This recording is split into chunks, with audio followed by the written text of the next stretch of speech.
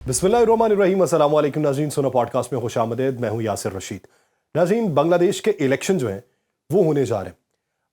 12 तारीख को होने वाले जो इलेक्शन है उसके नताइज क्या रहेंगे, इसके ऊपर बातचीत होगी। वहाँ के मारूजी हालात इस वक्त क्या हैं, किसका पलड़ा इस वक्त भारी है, क्या वज़ीर आज़म की गद्दी के ऊपर तारिक रहमान बराजमान होंगे, जिनकी वालिदा का कुछ अरसा पहले इंतकाल हुआ। 17 साल की जलावतनी गुजारने के बाद वो वापस बांग्लादेश पहुँचे।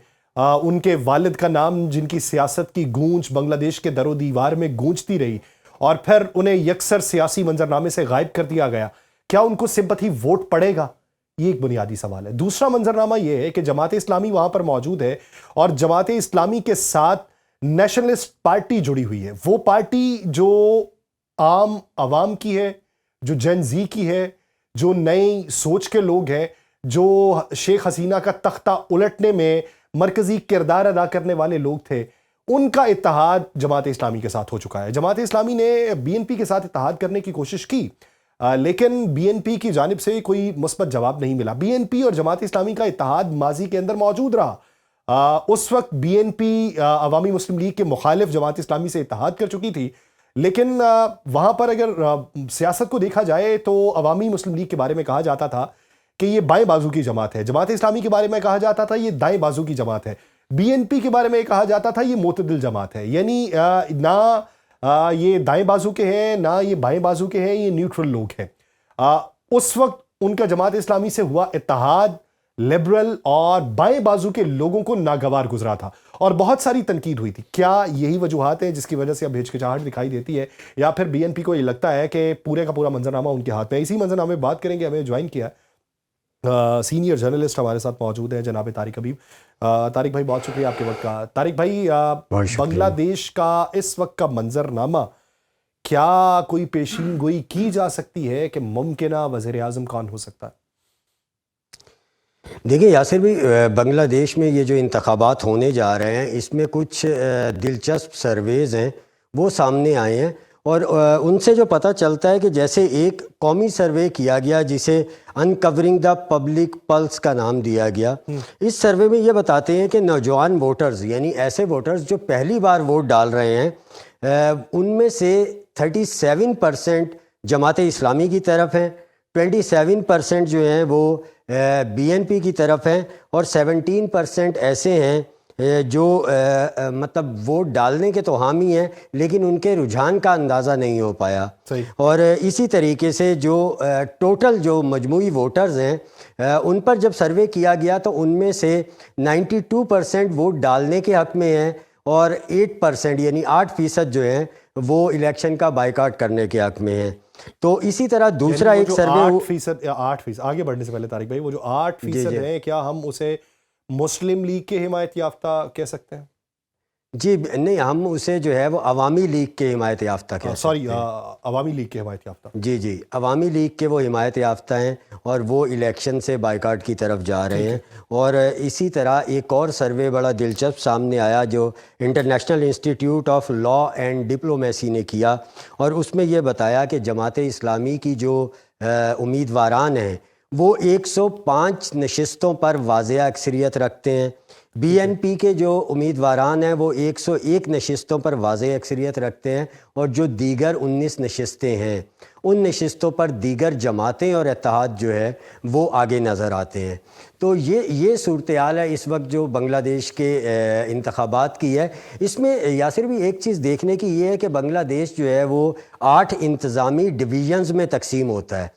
अगर हम थोड़ा सा उन डिवीजन्स को देख लें तो हमें अंदाज़ा हो जाएगा कि क्या पोजीशन बनती नज़र आ रही है। एक जो पहला ढाका डिवीज़न है जिसमें बांग्लादेश का दारुल हुकूमत वाक़या है, उसमें 58 पार्लिमानी नशिस्तें हैं और सबसे ज़्यादा उम्मीदवारान यानी 354 उम्मीदवारान इस डिवीज़न से इलेक्शन लड़ रहे हैं। इसके जो है कितनी नशिस्तों के ऊपर? 58 सीट्स हैं, 58 नशिस्तें हैं जिन पर 354 उम्मीदवारान जो हैं वो इलेक्शन लड़ रहे हैं और इसमें जो है वो ढाका के 12 हलके हैं और 15 उम्मीदवारान हैं। ढाका के 12 हलकों में 15 उम्मीदवारान ऐसे हैं जिन्हें मजबूत तस्वुर किया जा रहा है और जिनकी जो फतह है वो वाज़े तौर पे नज़र आ रही है। नहीं, इसी डिवीजन उनका ताल्लुक किस जमात से? مختلف جماعتوں سے، یعنی بی این پی اور جماعت اسلامی. ٹھیک ہے. اس ٹائم میجر جو ہے وہ یہ دو جماعتیں ہی ہر جگہ پہ ہمیں آمنے سامنے کھڑی نظر آتی ہیں. ایک اور جو نیشنل سٹیزن پارٹی ہے وہ پارٹی جو ہے وہ جماعت اسلامی کے ساتھ اتحاد میں شامل ہو چکی ہے. اس لیے جہاں ہم جماعت اسلامی کی بات کر رہے ہیں تو وہ بنیادی طور پہ جماعت اسلامی کا وہ 11 رکنی اتحاد ہے، وہ آگے نظر آتا ہے. اس کا مقابلہ ہے بی این پی کے ساتھ اور ان کے ہادیوں کے ساتھ. اسی ڈویژن کا ایک حلقہ ہے جسے غازی پور 2 کا نام دیا جاتا ہے. اس میں جو ہے وہ سب سے زیادہ ووٹر پائے جاتے ہیں، 8,04,333. اس حلقے میں اس وقت جو ہے وہ جماعت اسلامی اور اس کا اتحاد جو ہے وہ وننگ پوزیشن میں نظر آ رہا ہے سرویز کے مطابق. یہ ساری بات ہم سرویز کے مطابق کر رہے ہیں. اور اس حلقے کو انتہائی حساس، یہ غازی پور 2 کا حلقہ جو ہے، اور انتہائی جو ہے وہ اہم سمجھا جاتا ہے، اس لیے کہ یہاں پر جو کچھ خاندان ایسے ہیں جو بنگلہ دیش کی سیاست پر بہت زیادہ اثر و رسوخ رکھتے ہیں. اس لیے غازی پور 2 کا حلقہ جو ہے اس کی طرف، اس کے انتخابات کی طرف سب کی نظریں جمی ہوئی ہیں. اچھا، اس ڈویژن میں اگر ماضی میں دیکھا جائے تو اس اوور آل اس ڈویژن میں یعنی اس کی 58 نشستوں پر بی این پی بہت مضبوط رہی ہے.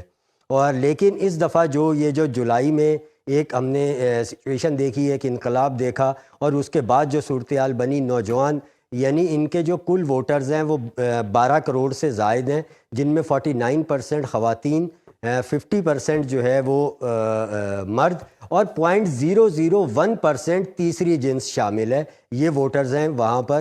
اور ان میں سب سے اہم بات یاسر بھائی یہ ہے کہ ماضی میں اس ڈویژن میں بی این پی کامیاب رہی، لیکن سرویز بتاتے ہیں کہ جو سچویشن اب بنی ہے نوجوانوں کے آنے کے بعد، اور خاص طور پہ جن زی جو اس انقلاب کا ہر اول دستہ تھی، اس کے ایکٹیویٹیز کے بعد، اس کے الیکشن میں حصہ لینے کے بعد جو پوزیشن بن رہی ہے، تو نوجوانوں کی بڑی تعداد چونکہ نیشنل سٹیزن شامل ہوئی ہے، تو اس اور وہ جماعت اسلامی کے 11 رکنی اتحاد کا حصہ ہے، تو اس وجہ سے ڈھاکہ کے ڈویژن میں پوزیشن بی این پی کی نسبت جماعت اسلامی اور اس کے اتحاد کی زیادہ مضبوط ہو چکی ہے. اسی طرح دوسرا ڈویژن اگر ہم مختصراً بات کریں، چٹاگانگ ڈویژن ہے جس میں 68 نشستیں ہیں، یعنی 68 نشستیں ہیں.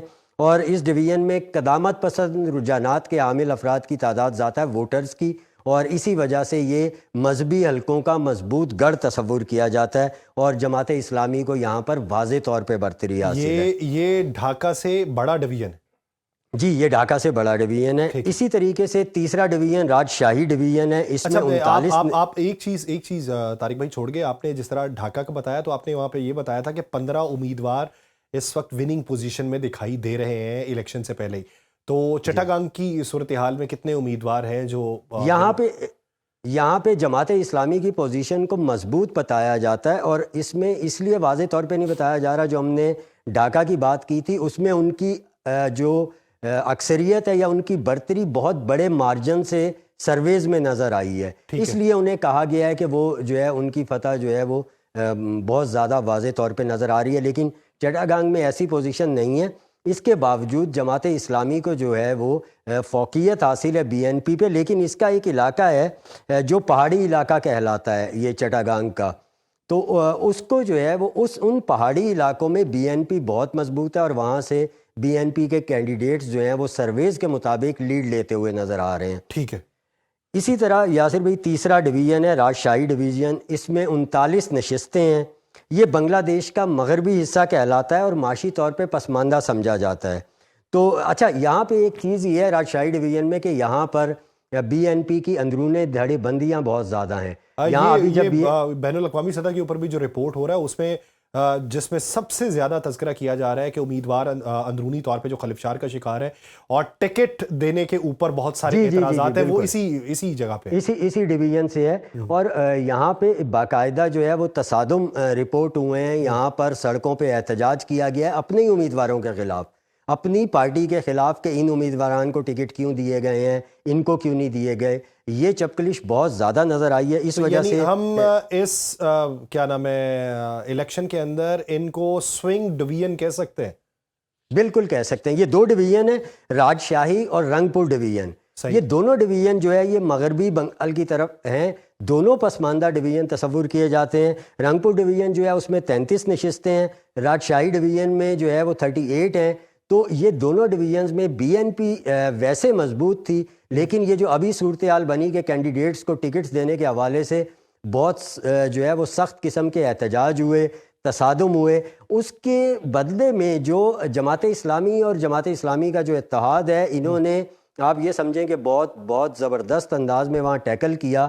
انہوں نے وہاں پر جو ہے وہ زرعی اصطلاحات متعارف کروائیں الیکشن کمپین میں کہ ہم یہ لے کر آئیں گے، اور اس کے ساتھ ساتھ انہوں نے کرپشن کو ہدف بنایا. اب چونکہ یہ دونوں پسماندہ ڈویژن سمجھے جاتے ہیں تو لوگوں نے جو ہے وہ جماعت اسلامی اور ان کے اتحادیوں کی بات کو سنا، اور سرویز یہ بتاتے ہیں کہ اب ان دو ڈویژن میں بی این پی کا مارجن جو ہے وہ 27%، جبکہ جماعت اسلامی اور اتحاد کا مارجن جو ہے وہ 31% ہو چکا ہے. یعنی جماعت اسلامی 4% سے لیڈ کر گئی ہے. 33 اور 38 تقریباً 71 نشستیں ہیں، تو وہ اگر کسی کی طرف ہلانے کے لیے استعمال کی جائیں تو بہت بڑا ڈینٹ ڈال سکتی ہیں. جی بالکل، بہت بڑا ڈینٹ ڈال سکتے ہیں. اچھا، رنگ پور ڈویژن کی ہم ایک اور خاص بات جو ہے وہ اپنے سننے والوں کو بتا دیں، وہ یہ کہ یہاں پر جو ہے وہ چونکہ جیسے ہم ڈسکس کر رہے تھے کہ پسماندہ علاقہ ہے، غربت کی شرح جو ہے وہ 47% ہے. اور ایک اور چیز، یہ سابق ڈکٹیٹر جو تھے حسین محمد ارشاد، یہ ان کا علاقہ ہے، اور ان کی جو پارٹی تھی جاتیہ پارٹی، یہ اس کا گڑھ تصور کیا جاتا تھا. لیکن جاتیہ پارٹی چونکہ ماضی میں عوامی لیگ کا حصہ تھی، اس لیے اس دفعہ جاتیہ پارٹی کو وہاں سے جو یہ جولائی میں جو ایک انقلاب آیا تھا، اس کا جو اثر وہاں پہ پڑا، اس کی وجہ سے جاتیہ پارٹی کو بہت زیادہ نقصان اٹھانا پڑا ہے. اور سرویز کے مطابق جاتیہ پارٹی اب جیت کے قریب بھی نظر نہیں آتی اس ڈویژن سے، خاص طور پہ رنگ پور ڈویژن سے. اور اگین یہاں پر جماعت اسلامی اتحاد اور بی این پی جو ہے وہ آپس میں آمنے سامنے ہے، تھوڑے سے مارجن سے جو ہے دونوں اس ڈویژن میں فائٹ کر رہے ہیں. یعنی آپ یہ کہیں کہ Jamaat Islami be N P پھر بھی آگے ہے. جماعت اسلامی کا جو سرویز بتاتے ہیں وہ 30% ہے،